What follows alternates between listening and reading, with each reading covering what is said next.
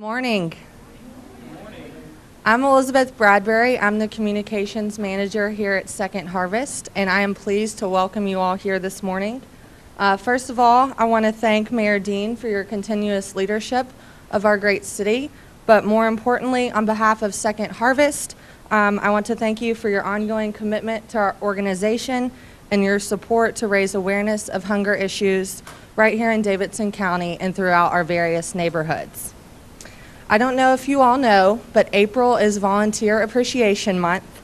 So all month long, we are here celebrating our amazing volunteers. And today you have a great opportunity to spend some time giving back while getting to know each other and learning more about Nashville. Second Harvest Food Bank has been feeding hungry people and working to solve hunger issues in this community since 1978. In our first year, we distributed approximately 133,000 meals. And this past year, we distributed 23 million. So we have grown a lot in the past 37 years to provide for the 1 in 6 Tennesseans and 1 in 4 children struggling with hunger.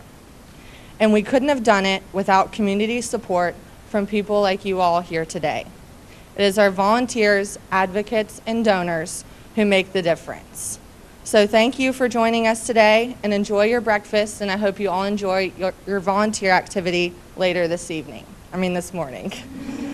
I stayed up late for the Predators game, so I'm a little tired.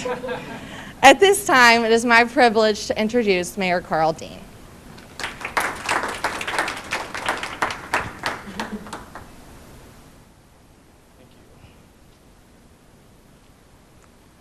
Well, thank you for that introduction, and thank you to Second Harvest for hosting this event today. I want to recognize members of the New Americas Advisory Council who are here, and also the MyCity Academy class members and alumni. And I'm happy to be with you for the second ever MyCity Connect event. Some of you were with us last month at the Southeast Community Center, and while we can't offer you any line dancing this week, I think you'll enjoy yourselves here. MyCity Connect provides an opportunity for Nashvillians to get to know some of our city's most important civic and cultural amenities and each other while having fun.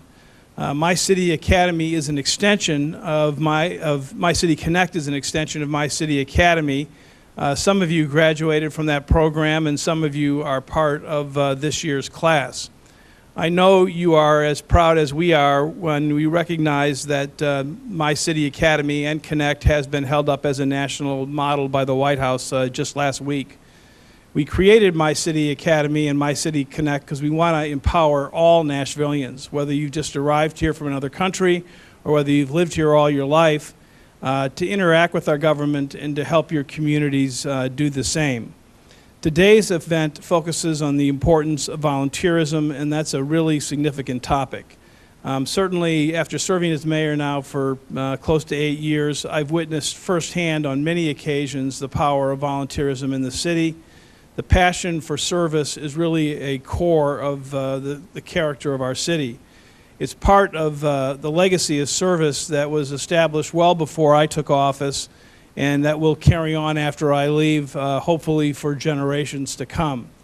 It's a legacy bestowed by courageous, selfless, and inspiring volunteers, many of whom spend time right here at Second Harvest. It's a legacy exemplified by the nearly 300,000 Nashvillians who volunteered last year, a legacy that when you volunteer later this morning, you will become part of.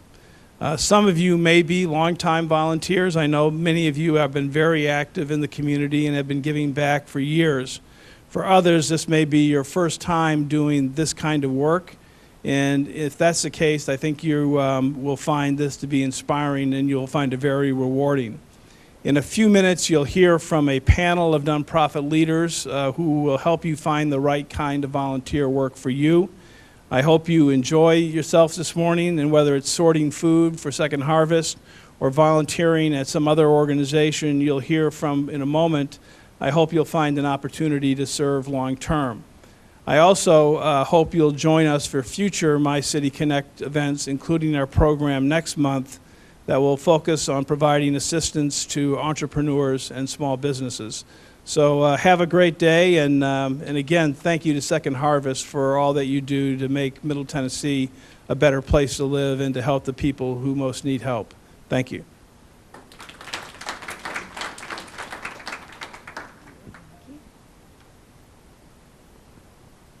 All right. Okay, so in a second, we are going to hear from a panel of nonprofit leaders who can talk to you all about all the different kinds of opportunities there are to serve in this city. And we're really hoping that as they're speaking, you hear something that really interests you, right? You're like, oh yeah, that's the kind of opportunity that I want to do. But we're going to take things a little bit out of order because our Chief Service Officer for the city needs to run out in just a minute. And so I'm going to ask the panel to all come and sit up here. And I'm just going to introduce Laurel first and ask her to speak. And then we're going to move on to the rest of the panel. So here are Laurel and Brian and Camila and Kathy. Laurel and Brian and Kathy and Camila. And as they're getting seated, let me tell you a little bit about Laurel.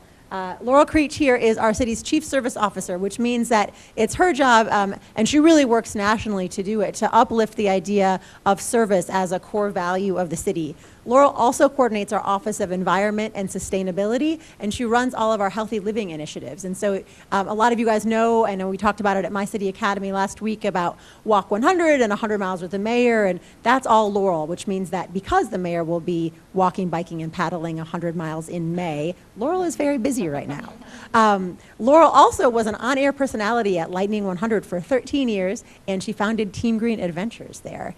So I'm going to let Laurel get started, and then we'll move on and I'll tell you about the other folks. Great.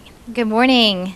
Thank you all for having me here. I'm thrilled to be here this morning, and apologies that I'm going to have to keep it a little bit short. But you have a wonderful selection of panelists here full of knowledge and expertise, so I'm sorry to miss them more than anything. But thank you, Shauna, for that kind introduction. So my job in the mayor's office, I've been there since May 1st, 2010. And if you were here in Nashville, does anybody recall what that date was? Rained, and it poured. And so indeed my first day in office was the historic May 2010 flood. And it was quite an experience, but an experience that our city has grown stronger from. And I would say that our network of volunteerism and our network of responsibility and neighborhood camaraderie is certainly stronger from that experience. And I'm actually really proud of how our city came out of that. And I think a lot of folks continue to look back at that as a great example of how a community can join hands and rise even stronger together after a natural disaster happens. So my work in the mayor's office, as Shauna had mentioned, is diversified different things, but the topic I wanted to mention today was Chief Service Officer position, which is overseeing volunteerism across the city as it relates to our highest needs in our communities. And I work very closely with Hands on Nashville and Center for Nonprofit Management and some other agencies in our community to help identify those needs and then mobilize volunteers to directly make impact in those needs that need assistance. And the work that I'm doing is part of a national network called Cities of Service that's actually now an international network with cities across the world. But it was birthed by Mayor Bloomberg in 2009 to identify needs in different communities and cities across the nation that really need citizens like yourselves to be able to step up and assist in the areas that really need some assistance that just are not being addressed. And so he invited Mayor Dean and 15 other mayors across the United States to join him in officially launching the Cities of Service movement in New York City in 2009. And then shortly after that, there was grants available for leadership cities to receive a position for the Chief Service Officer position, which is my position. And so 9 others plus myself was brought on board about 2010. And so since that time, the Cities of Service movement has continued to grow. And right now there's 110 Chief Service Officer type positions in cities across the United States, and there's also 5 other countries that also have the chief service officer position too. So the biggest and most important thing that I've been doing is really raising the level and awareness of the importance of volunteerism, and also working very closely with Brian from Hands on Nashville and Lewis from Center for Nonprofit Management, and helping agencies identify how they can utilize volunteers so they can make the most impact and have a great experience doing it, like you all are going to have today. Really, I would say that volunteers are one of the most important things in our city, and if it wasn't for the fact that our citizens are really wanting to help and engage and assist in things that are passionate to them and give their time and their energy towards that, then our city would not be where it is today. And I can only see that spirit growing and growing since the flood, and I'm very confident that in years to come it's continue to grow. And it's going to become almost a regular day routine of every Nashville resident that they're going to be giving back. And I would say the corporate structure as well is mirroring that. There are responsibilities as a corporation and business in this community that you give back to, which is really good to see.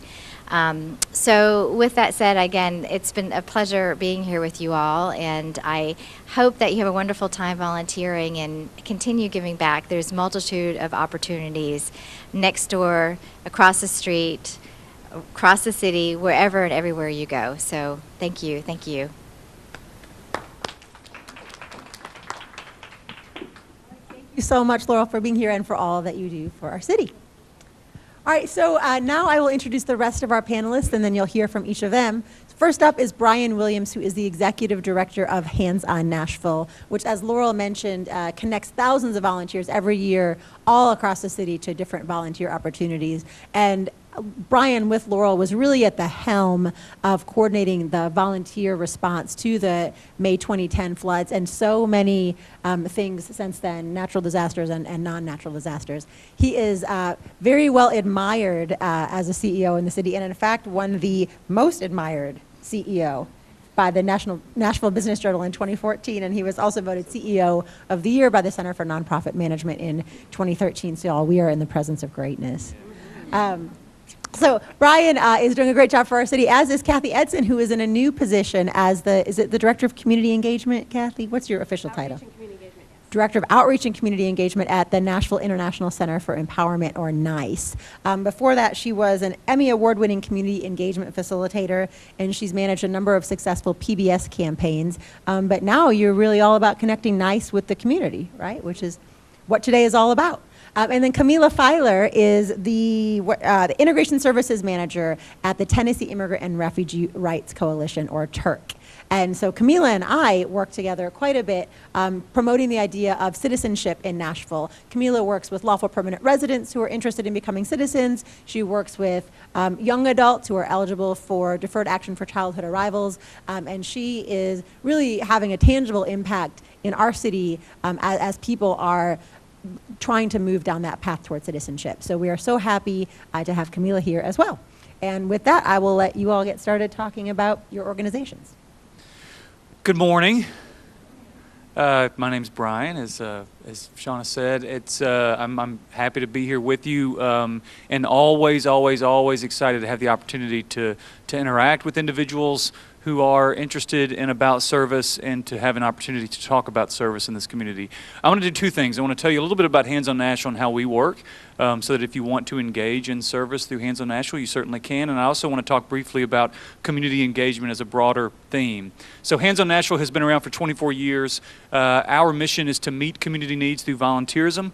The primary way that we do that is that we work with over 400 nonprofit organizations and community organizations, understanding and identifying their volunteer needs, and then we push those out into the community via social media, via our website, via email, boots on the ground. We get that information out any way that we can and recruit volunteers to meet those needs. One of the beauties of Hands on Nashville, and one of the reasons I was attracted to the organization 8 years ago, is that we are able to get our hands, no pun intended, into a lot of different issue areas and into a lot of different pots. If you want to provide service to animals, you can. If you want to provide service to the immigrant and refugee population, you can. can. If you want to provide service around domestic violence, around child abuse, around education, whatever the issue is, hopefully, and I think that we do, Hands on Nashville has an opportunity for you to serve. And so especially for new citizens in Nashville and Middle Tennessee and new Americans, it's a great way to engage and find that volunteer home. We encourage you to find that volunteer home. You may come through Hands on Nashville one time and identify a place where you want to serve, and you may never need our services again, and that's great. You know, we are always excited when you find NICE or Turk or Second Harvest or any number of other organizations out there where you get passionate about and you feel like that your service is truly making an impact in the community. So the easiest way to engage with us is to go to our website, which is hon.org, and to look at the calendar of events. There are, and on average, about 6 to 7 projects a day, 7 days a week, 365 days a year that are on that calendar, and they range from the lowest of skill set, beautification projects and the like, all the way up to pro bono legal and marketing expertise. We've got opportunities for you to engage directly with clients, etc. So hopefully if we can help you find a home for service through the organization. Second thing I want to talk about very briefly is why community engagement matters. We use the term volunteerism, and that is the correct term, and we love that term, but I would say even deeper than volunteerism, it's how community supports community. We all are community members. Volunteers are not this separate group of people that live over here and sometime engage and then leave community. You all live, work, play, interact with individuals in need every day. You may have needs that can be met through other community organizations. You may have family members or friends that have needs that are met through other community organizations. So really, engagement is about community supporting community. And that's why at Hands on Nashville, we care so deeply about that, and we talk so much about community engagement, because it's not about us. It's not about the name on the building at Hands on Nashville. It's about helping you find a way to engage in your community in ways that impact is tangible, and you make your little piece of the earth, of this world, a better place to live, work, play, etc. And so community engagement, as Laurel said, as Shauna said, as the mayor has said, has become a part of our culture here in Nashville and Middle Tennessee. I'm very proud to be one small part of that. And again, if we can help you find a home, we want to do that. If we can help in any way beyond finding that volunteer home, please let us know how we can be of service to each of you. Thank you.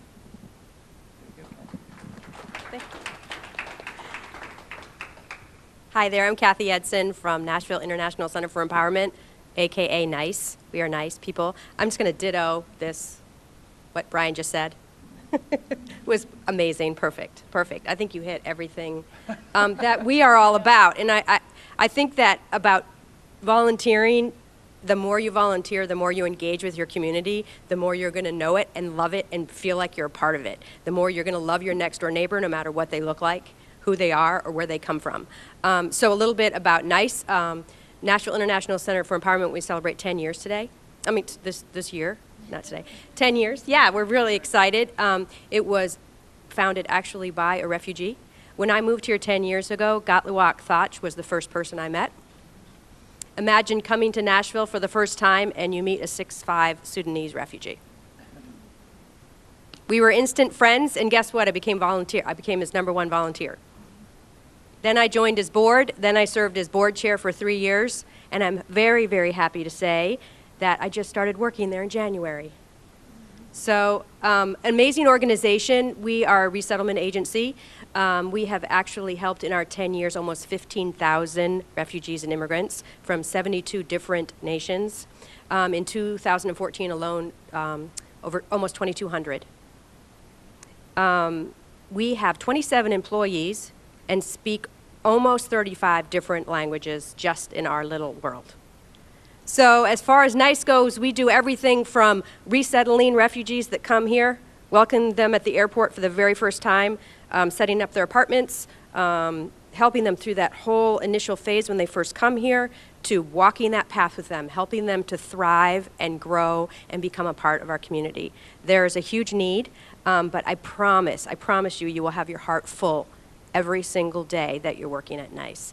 And the way that Brian had said it, that we are all intertwined, so it's almost like you're volunteering for everybody when you're part of one organization because of the way that we all work together. So if you want to volunteer, it's volunteer at empowernashville.org. I would love to talk to you too, and Ahmad, my coworker, is here as well, people from all over the world, and the food is amazing, I will tell you. And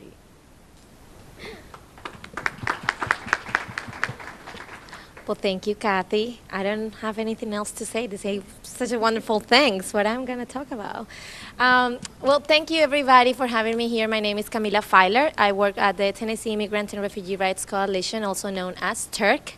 I'm going to tell a little bit about myself. You hear my accent. I am from Colombia, South America. Been in the States for almost 11 years.